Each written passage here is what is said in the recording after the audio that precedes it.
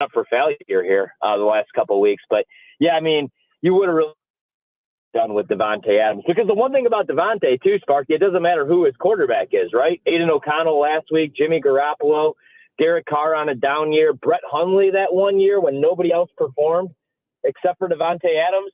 That's how good he is. So you would have loved to see him play with Jordan Love. You would have loved that for a young quarterback. Davante Adams went on to talk about how the whole thing ended. He said, quote, "It was obviously a lot of limbo with Aaron in his situation, deciding what his future was going to be like playing football, let alone on that team. So it wasn't really a risk that I could take at the time," talking about staying in Green Bay long term. "And it was a decision that had to be made," Adams said. "But had they made the correct offer or submitted something like they did right before I left, then I would have 100% been there for another year. And then we would obviously see what happened had it moved forward. But at least for that upcoming season, I would say, yes, I would have been there." Now, see, to me, I don't know how you read that. To me, that's, okay, I would have signed the contract, played 1 year, and then if I didn't like what I was seeing with Jordan Love, I was going to demand a trade to the Raiders. That's how it comes across to me. I don't know how it comes across to you. Same. And I also, don't blame Davante, though. I mean, I move away from home all the time, and here's the other thing that people don't understand with these guys. Yeah, Davante is one of the best professional athletes on the planet, but he's also a human being. He probably misses his family, misses his parents, misses, I don't know, wants his grandparents. Wants his kids to be around his parents more. And yeah, you could say, well, he's rich. He could fly home whenever he wants. But these guys, I mean, you saw that with Rodgers, man. Rodgers, yeah, he went home or he went wherever he went for the offseason, but these guys are in Green Bay 6-7 months. You're there for OTAs, you're there for training camp. And I get it, man. And also, Davante's a West Coast kid. He wanted to be back on the West Coast. It's Wisconsin. We love it. We love the Midwest. It's not for everybody. The cold weather is not for everybody, man. You know what I mean? So I don't really blame Davante. And yeah, I mean, I think he felt a little disrespected. You got to remember too, that offseason, everybody was due up, all these star wide receivers. So he wanted to be taken care of. And the Packers should have taken care of him because they probably would have got a good deal, right? You saw what Tyreek ended up making and all those other guys. Yeah, no, they should have. And they did it because they didn't know what their salary cap situation was going to look like between Bakhtiari, having to pay Rodgers, and then paying Adams. They really may have screwed themselves had they paid Adams first. They may not have been in the position kind of going forward with what they wanted to do. I don't know. So Davante Adams, that was asked about dealing with Jair Alexander because, again, he's never had to face him outside of practice. We're not going to be lined up across from each other every play. He's not going to follow me probably every single place, and that's just by their defensive scheme. I move around a lot and different things like that, and it's just really not how the game is played too much these days. You don't really see one guy just going wherever a guy is because it gives up a lot of tells on what the defense is doing and just the way that they scheme. So the times that we'll definitely go and compete. I didn't create that monster, but he definitely turned into one. So it's always good to see a player, especially a highly touted player like that, get drafted the first round and then realize his potential, live up to it. So it's fun to see, and it's definitely going to be fun to play against them. Jair said it's pretty evident that Davante is the best in the league. I could go on and on, but he's the best. I'll leave it at that. Your thoughts on Davante versus Jair in these one-on-one matchups? Just a mutual respect right there. Just Davante being nice. I think when it comes down to it, Davante knows damn well they can't match up Jair man on man against Davante Adams because Jair will get absolutely cooked. Yeah, I agree. I think Jair is one of the better corners in the league, and I know at practice, they would go back and forth, and sometimes Jair would get Davante, and sometimes Davante would get Jair.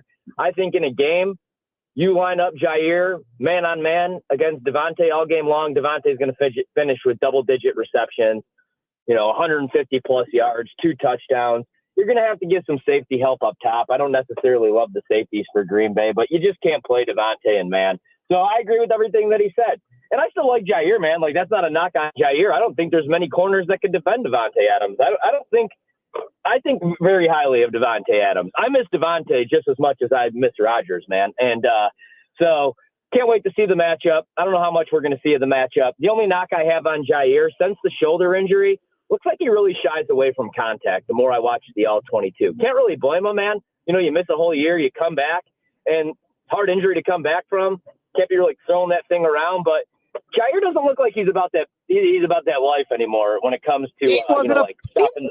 Stop! He wasn't about that life last year either. You said last year during this podcast, and Jair Alexander makes a business decision on that play. I mean, he's not been a contact guy to begin with. Right. But even less now than when he hurt the shoulder. So, advantage Davante in my opinion. But It's going to be a fun matchup. And it's funny to hear Jair give flowers to Davante because Jair crap talks everybody else, right? Oh, he's nothing. He ain't that good. Even former teammates. Remember EQ? He was like, he's no good. I was shocked that he caught the ball. And I was like, whoa, you used to play with that guy. Yeah. Well, there's no arguing. Davante Adams is really, really good. I mean, I think that's easy. And don't poke the bear. Right, exactly right. Don't poke the bear that he knows will bite him if he does poke the bear. And then, of course, you have the whole situation with Jimmy Garoppolo versus Aiden O'Connell. Reports coming out of Las Vegas that Davante likes Aiden O'Connell and that he has no plans of leaving Las Vegas. That came out, yesterday morning? I think it was. That's all fine and dandy. But I think Garoppolo is going to end up playing in this matchup. Who would you rather see if you're the Packers defense, Aiden O'Connell or Jimmy Garoppolo? I would rather see Jimmy Garoppolo because I like Aiden O'Connell, dude. Like the knock on Aiden O'Connell in college was he's like one of those dudes that's 26 years old. He's probably a career backup, kind of like Sam Hartman at Notre Dame, but in Jake Haener with the Saints, who's unfortunately still suspended for PEDs. But I like these guys. I've seen them play a bunch of college ball. I don't think that they're Patrick Mahomes or Justin Herbert, but Aiden O'Connell's pretty good. And I would rather see Garoppolo because Garoppolo is like a robot that decombusts when he has to make his second read. He starts shaking, his feet get really weird. Doesn't make a whole lot of sense. With Aiden O'Connell, he could get to a second read. He's younger. He's healthier right now. Jimmy Garoppolo's had a ton of injuries. I would rather see Jimmy Garoppolo, which is crazy to say. Veteran, he's beat us before. But has he really beat us before? In the NFC Championship game, he threw 9 passes. They just ran the ball down our throats when he was in San Francisco. So I'd rather see O'Connell. And really quick on that, man, I probably believe Davante what he's saying. It's a lot different, right? Rodgers eventually wanted to leave because it's about his legacy. With wide receivers, at the end of their career, are we ever oh man, Jerry Rice is better than Randy Moss because he won Super Bowl rings? Nobody cares with wide receivers. We only fault quarterbacks for not winning, even though it's a team sport. I find that kind of crazy. So if you're Davante, you're still getting your numbers. You're rich. You live at home, in Las Vegas, in the desert. I believe that he does want to stay. Now, don't get me wrong. If the Kansas City Chiefs came calling, I'm sure he'd be just fine going and catching balls from Patrick Mahomes and winning a Super Bowl. But I think it's a little bit different for quarterbacks, man. I'm sorry, wide receivers. Yep, I totally agree with you on that. All right, let's go to topic number 2. Curd and Long's Confident, Concerned, and Curious. Don't forget, you can download Curd and Long on your Odyssey app, or if you download your favorite podcast at Odyssey Sports YouTube page, you can find the videos as well. Follow, subscribe, all those fun things they tell you to do. And that way you won't miss an episode, and that's the most important thing, right? Don't forget, we record Monday, Wednesdays, and Fridays, and they're posted by 5 p.m. Central each one of those 3 days. What are you confident in about the Green Bay Packers going into this game against the Raiders on Monday night? I'm confident that they're going to score some points. I bet the over in the game. I do not like the Raiders defense whatsoever. They got one guy that I really like, Max Crosby. Yep. The other guy that I really liked on their team is mentally insane. He's out of the league right now, and I think he's in a mental institution. I hope he's in a mental institution.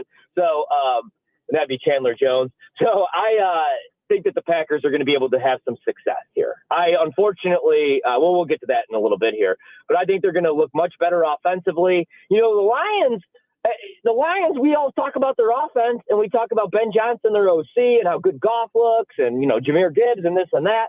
Lions are winning games and scary because of their defense. They're getting pressure at a 36% rate. They're a top 5 run defense. The secondary looks much better this season. With the Raiders, man, you could attack them all over the field. This has to be an Aaron Jones game, though. I don't care how healthy he is. You at least have to have him on that field. You got to get Christian Watson involved in the offense because you're going to be able to put up 28-plus points in this game.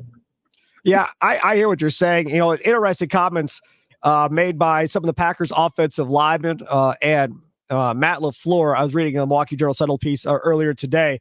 Apparently, their first day back, getting ready for this week, LaFleur went in and told the offensive lineman that he's changing. Times are changing, and that it's kind of on him for not sticking with the run game and not even getting it started the last game, and that they are going back to the way they played against the Bears, and they will run the ball a lot more, and then kind of challenge them to open up the lanes and give these guys some room to run so they can continue running the football. The offensive line kind of took it as a challenge of, we got you, coach. Yeah, sounds good. Let us tee off on some guys and run the football. How long do you think this will last? Because the Raiders are horrible against the run, so it could look good on Monday night. The Broncos might even be worse than the Raiders against the run, so the game after the bye week, it still might look good. How long do you think this goes before he abandons the run and goes back to throwing the ball every play? That's a great question because it's Matt LaFleur and you just never know, man, right? Like, because week 1 against Chicago, I was like, oh my God, this team could win 11, 12 games and could win the NFC North because of the creative play calling, the pre-snap motion, the window dressing, the usage of Aaron Jones and the less usage of A.J. Dillon. And since then, I've hated the play calling. I almost feel like, I feel like Matt LaFleur almost like was reading the press clippings too much, that Jordan Love is this top 5 quarterback. And I'm not knocking Jordan Love here, but like I'm driving around DC this morning and I'm hearing nonsense that Jordan Love's already a top 7 quarterback. Like, let's pump the brakes a little bit.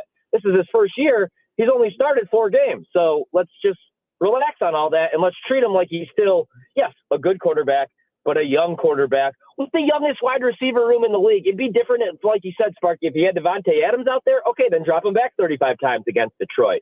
But I don't care if it's Patrick Taylor, who it is. Like, you got to use some of these guys. If they're on your roster, if these guys are good enough to be on your roster, you got to give them a look. Because you see what these other teams are doing, like with the Chiefs, you never know who's going to be out there. It could be a backup running back one week. It could be a third-string tight end one week. You got to use everybody on your roster when you're a young team like Green Bay. So while I want to believe LaFleur, I got to see it to believe it. Because, man, this is like how many years now? That's on me. I got to get Aaron Jones more involved. That said, offensive line needs to be much better. Pass blocking, they've been great other than Detroit. Run blocking's been an issue for 2 years now. So it falls on the horses up front. It's easy just to rag on LaFleur. This is a team effort. I agree with you 1,000%. No question about it. But having said that, I'm confident that Aaron Jones is going to get 100 yards rushing this week. And it's going to be a big deal because, whoever thinks Aaron Jones is going to get 100 yards rushing. I just think that there's no more pitch count for Aaron Jones this week, so they could use him more. I think A.J. Dillon has shown he's not the guy. And I think maybe you start to see them rely on Aaron Jones more than they probably did last year in keeping him on the field and keeping A.J. Dillon off the field, Ryan Horvat. Also, don't forget, we will not be recording on this Monday, even though I just said Monday, Wednesday, and Fridays, but they play Monday night. So we will record on Tuesday instead this week and then have our little post-game podcast up on Tuesday afternoon. All right, Ryan Horvat, what are you concerned about involving this Green Bay Packers team going up to Monday night against the Raiders? Yeah, I'm concerned about the tackling in this game, right? Because, like, the Raiders, for as bad as they are on the defensive side of the ball, have a bunch of weapons that I really like on the offensive side of the ball. Good thing for the Packers is that Josh McDaniels is the one calling the plays, and they're not getting any of these guys other than Davante involved in the offense. But they have a Michael Mayer, and the Packers don't really defend tight ends very well.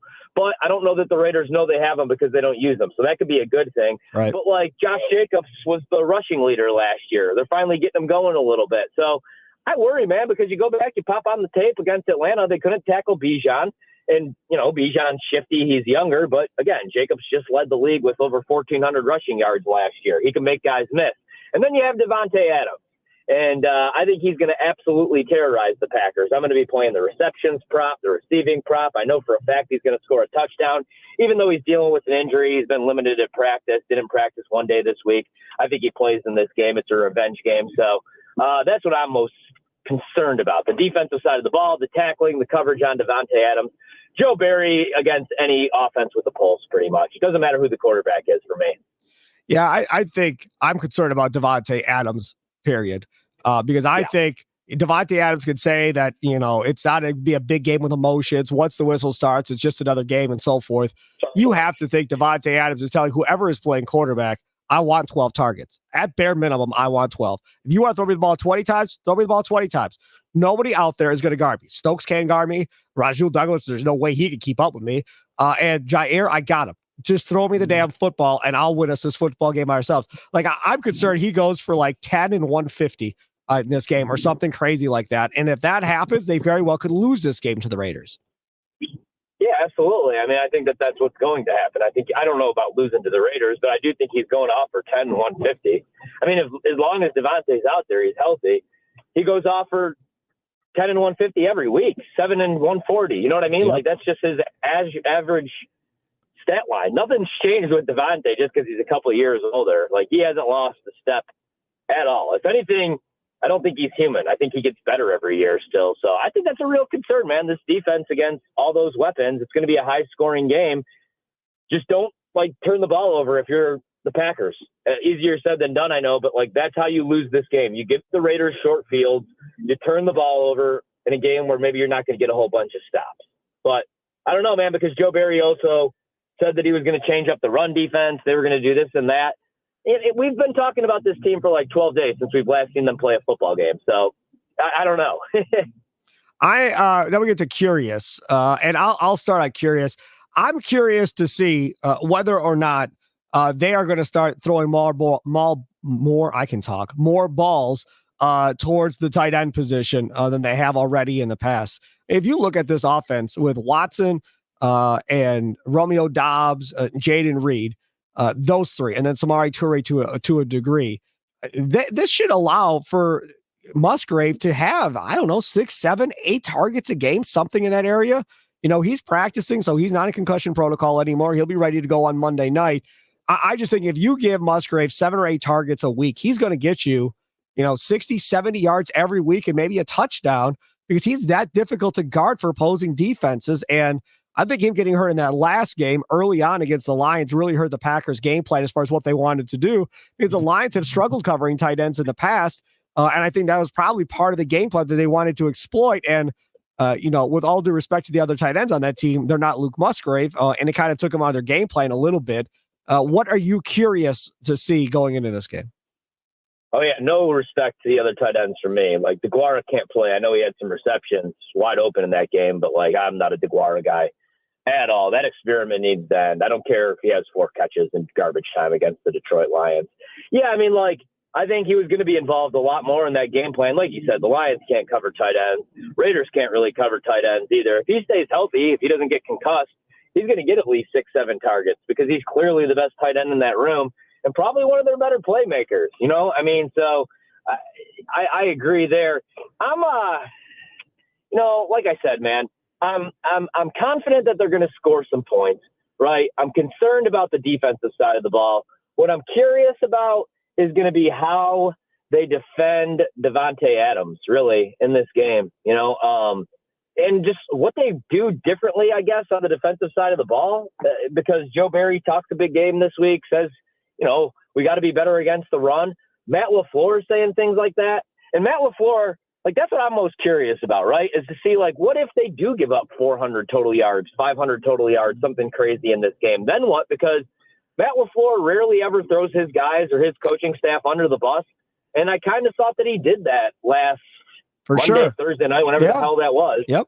Yeah, so that's what I'm curious to see. What adjustments are made? What adjustments can you make? Because, you're not bringing new talent in, and these guys, they don't look like they could tackle. That's what I'm most curious about. What changes can be made, and if it goes badly again, do you do anything about it, I guess? The crazy part about this schedule is the Packers had that short turnaround. They lost to the Lions, fine. But then they get a long break, 10 days, whatever it is, 11 days, before they have to play again on Monday night. And then they get a bye week after that Monday night game. And then it's the Broncos. I mean, these 3 weeks right here are where you kind of get yourself right for the last stretch of the season, where you don't have another bye week, obviously, coming up.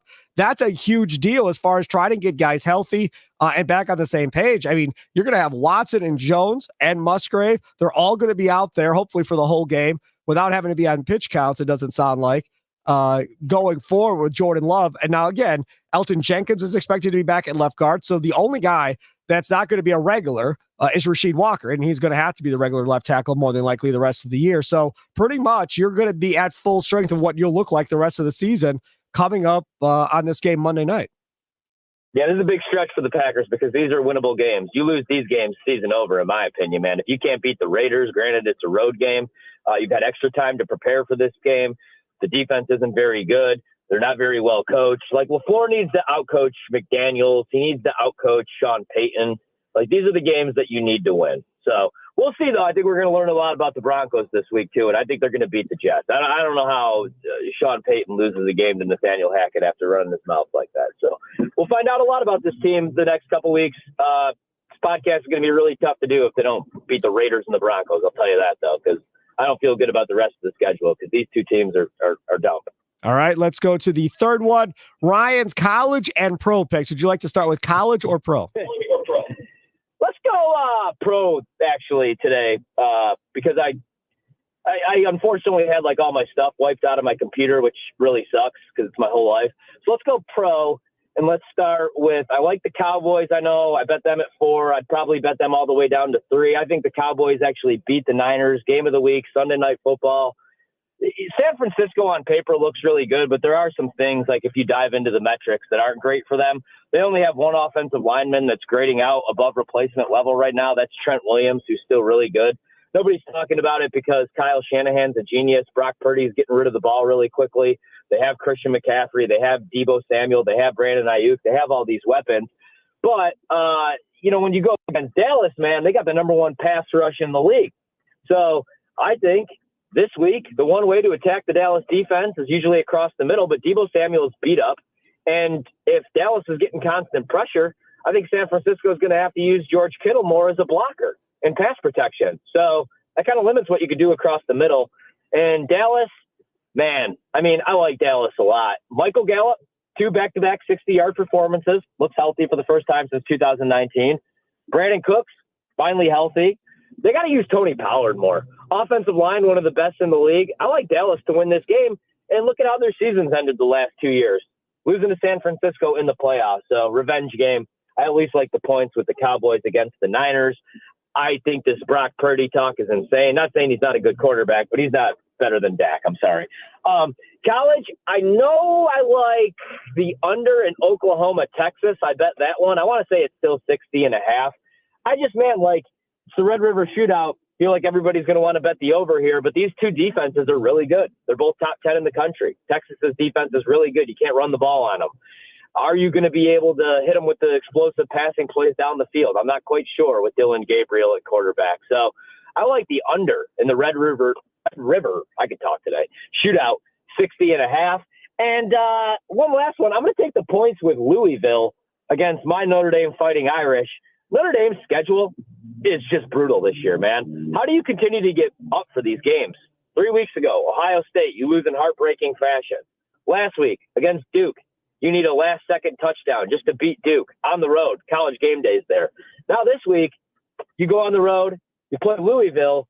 Jeff Brom's had 11 days to prepare for this game. I'm a big Jeff Brom fan. Louisville is undefeated. They don't have the talent like Notre Dame does, but they've had extra time to prepare. And I think Notre Dame wins, but I thought 6.5 was way too many points. So that's one I bet. And then I'll have the rest of my picks, of course, on the show on Saturday. Hopefully I can get my computer back and check my bet slips.